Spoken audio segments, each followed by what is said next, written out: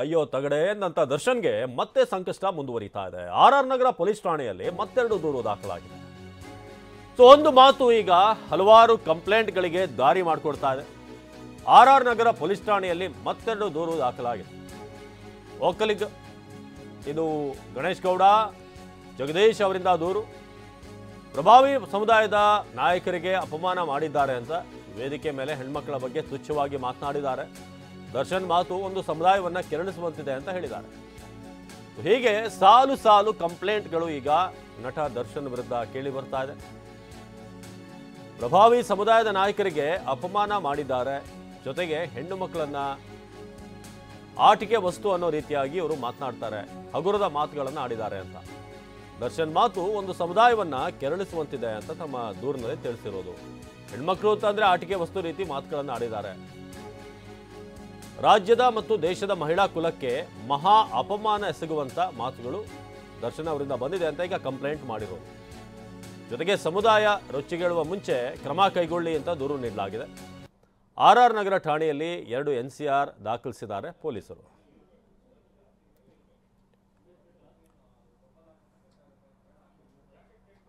ಇದು ಆರ್ ನಗರ ಪೊಲೀಸ್ ಠಾಣೆಯಲ್ಲಿ ಮತ್ತೆರಡು ದೂರು ದಾಖಲಾಗಿರೋದು. ಗಣೇಶ್ ಗೌಡ ಮತ್ತು ಜಗದೀಶ್ ಅವರು ಕಂಪ್ಲೇಂಟ್ ಕೊಟ್ಟಿದ್ದಾರೆ. ಸೊ ಇಲ್ಲಿ ಬಹಳ ಮುಖ್ಯವಾಗಿ ಮೆನ್ಷನ್ ಆಗಿರುವಂಥ ವಿಚಾರ ಅಂತಂದರೆ, ಒಂದು ಪ್ರಬಲವಾದಂಥ ಒಂದು ಪ್ರಭಾವಿ ಸಮುದಾಯದ ನಾಯಕರಿಗೆ ಅವರು ಅಪಮಾನ ಮಾಡಿದ್ದಾರೆ. ಜೊತೆಗೆ ಅವರು ಬಳಸಿರುವಂಥ ಮಾತು, ಆ ಶಬ್ದಗಳು ಇದೆಲ್ಲವೂ ಕೂಡ ಆಕ್ಷೇಪಾರ್ಹ ಪದಗಳು ಅಂತ. ಜೊತೆಗೆ ಸಮುದಾಯ ರೊಚ್ಚಿಗೇಳುವ ಮುನ್ನ ನೀವು ಕ್ರಮ ಕೈಗೊಂಡ್ರೆ ಒಳ್ಳೆಯದು ಅಂತ ಕೂಡ ಇಲ್ಲಿ ಕಂಪ್ಲೇಂಟ್ನಲ್ಲಿ ಉಲ್ಲೇಖಿಸಲಾಗಿದೆ. ಜೊತೆಗೆ 2 NCR ದಾಖಲಿಸಿದ್ದಾರೆ ಪೊಲೀಸರು ಈಗ ಆರ್ ನಗರ ಠಾಣೆಯಲ್ಲಿ. ಇದು ಈಗ ದರ್ಶನ್ ಅವರ ಒಂದು ಸ್ಟೇಟ್ಮೆಂಟ್ ಈಗ ಭಾಳಷ್ಟು ಕಡೆಗೆ ಈಗ ಕಂಪ್ಲೇಂಟ್ಗೆ ಕಾರಣವಾಗಿರೋದು. ಮೊನ್ನೆ ಅಷ್ಟೇ ಪ್ರಗತಿಪರ ವೇದಿಕೆ ಅವರು ಮಾಡಿದ್ರು, ಈಗ ಮತ್ತೊಂದಷ್ಟು ಕಂಪ್ಲೇಂಟ್ಗಳು. ಮಾಡಿರುವಂಥ ವ್ಯಕ್ತಿ ದರ್ಶನ್ ಅವರು ಸುಮಾರು ವರ್ಷಗಳಿಂದ ಒಳ್ಳೆ ನಟನೆಯನ್ನು ಮಾಡ್ತಾ ಬಂದಿದ್ದಾರೆ, ನಮಗೆ ಖುಷಿ ವಿಷಯ. ಆದರೆ ಒಬ್ಬ ವ್ಯಕ್ತಿಗಳನ್ನೇ ಆಗಿರಲಿ, ಹೆಣ್ಣು ಮಕ್ಕಳನ್ನ ಕೀಳಾಗಿ ಮಾತಾಡುವಂಥದ್ದು ಇದು ಸರಿ ಹೋಗೋದಿಲ್ಲ. ಯಾಕೆ ಅಂದರೆ ನಾನೊಬ್ಬ ಹ್ಯೂಮನ್ ರೈಟ್ಸ್ ರಾಜ್ಯ ಅಧ್ಯಕ್ಷನಾಗಿ ನಾನು ಮಾತಾಡ್ತಾ ಇದ್ದೇನೆ. ಇವತ್ತಿನ ದಿನ ನಾನು ನೋಡ್ತಾ ಇದ್ದೀನಿ, ಆಗಲೇ 3-4 ದಿನದಿಂದ ಮಾತಾಡಿರುವಂಥದ್ದು ನಾನು TV ನೋಡ್ತಾ ಇದ್ದೀನಿ, ಗಮನಿಸ್ತಾ ಇದ್ದೀನಿ. ಈ ಉಮಾಪತಿ ಅವರು ನಟ ದರ್ಶನ್ ವಿರುದ್ಧ ಸಾಲು ಸಾಲು ದೂರು ದಾಖಲಾಗ್ತಾ ಇದೆ. ದರ್ಶನ್ ವಿರುದ್ಧ ಇದುವರೆಗೆ 4 ದೂರು ದಾಖಲಾಗಿದೆ. ನಿನ್ನೆ ಗೌಡತಿಯರ ಸೇನೆಯಿಂದ ದರ್ಶನ್ ವಿರುದ್ಧ ದೂರು ದಾಖಲಾಗಿದೆ. ಮಹಿಳಾ ಆಯೋಗಕ್ಕೆ ಗೌಡತಿಯರ ಸೇನೆಯಿಂದ ಈ ದೂರು ಹೋಗಿರೋದು. ಮಹಿಳೆಯರ ವಿಚಾರವಾಗಿ ಅವರು ಮಾತನಾಡಿರುವಂಥ ವಿಚಾರ ಅಂದರೆ ಆ ಆಕ್ಷೇಪ ವ್ಯಕ್ತವಾಗಿದೆ.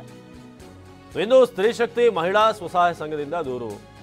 ಪುಟ್ಟೇನಹಳ್ಳಿ ಠಾಣೆಗೆ 50ಕ್ಕಿಂತ ಹೆಚ್ಚು ಮಹಿಳೆಯರು ಬಂದು ಇವತ್ತು ದೂರನ್ನು ಕೊಟ್ಟರು. ಆರ್ ನಗರ ಪೊಲೀಸ್ ಠಾಣೆಯಲ್ಲಿ ಈಗ ಮತ್ತೆ ಹೊಸದಾಗಿ 2 ಫ್ರೆಶ್ ಕಂಪ್ಲೇಂಟ್ಗಳು ಈಗ ದಾಖಲಾಗಿದೆ.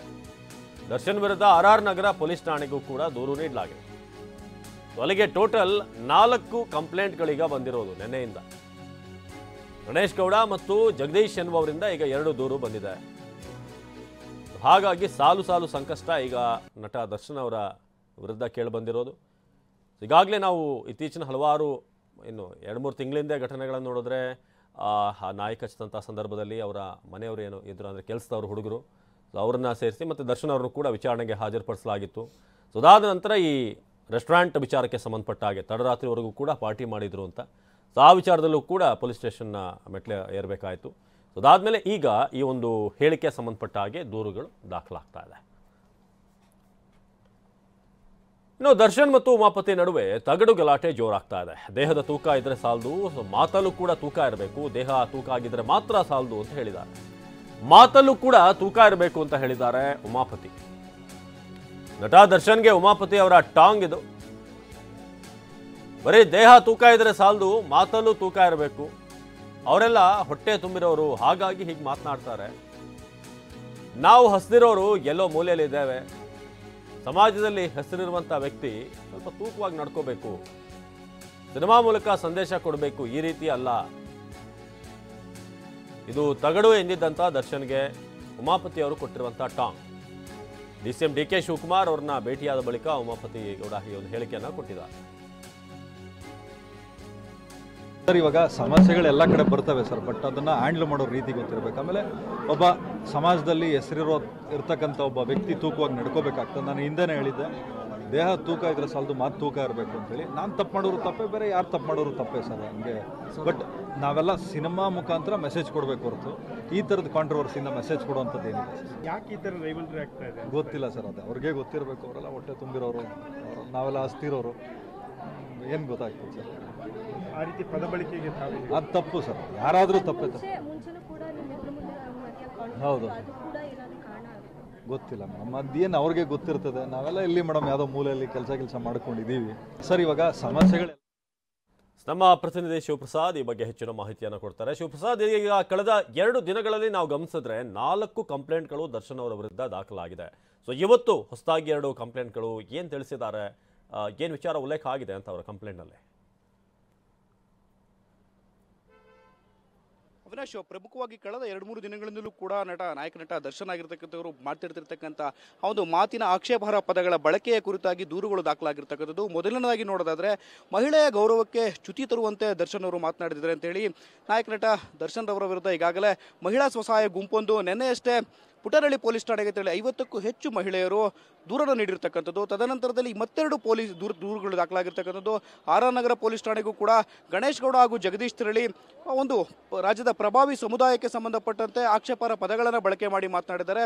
ಇದು ನಿಜಕ್ಕೂ ಕೂಡ ಸರಿಯಾದದಲ್ಲ ಕ್ರಮ ಅಂತ ಹೇಳಿ ಅವ್ರ ವಿರುದ್ಧ ಕ್ರಮ ಜರುಗಿಸಬೇಕು, ಇಲ್ಲದಿದ್ದರೆ ರಾಜ್ಯಾದ್ಯಂತ ನಾವು ಪ್ರತಿಭಟನೆಯನ್ನು ನಡೆಸುವಂಥ ಎಚ್ಚರಿಕೆಯನ್ನು ಕೂಡ ಕೊಟ್ಟಿರ್ತಕ್ಕಂಥದ್ದು. ಈ ಹಿನ್ನೆಲೆಯಲ್ಲಿ ಗಮನಿಸ್ತಾ ಹೋದರೆ ಕಳೆದ 2-3 ದಿನಗಳಿಂದಲೂ ಕೂಡ ಚಾಲೆಂಜಿಂಗ್ ಸ್ಟಾರ್ ದರ್ಶನ್ ಅವರ ವಿರುದ್ಧ ಒಟ್ಟಾರೆಯಾಗಿ 4 ದೂರುಗಳು ದಾಖಲಾಗಿರ್ತಕ್ಕಂಥದ್ದು.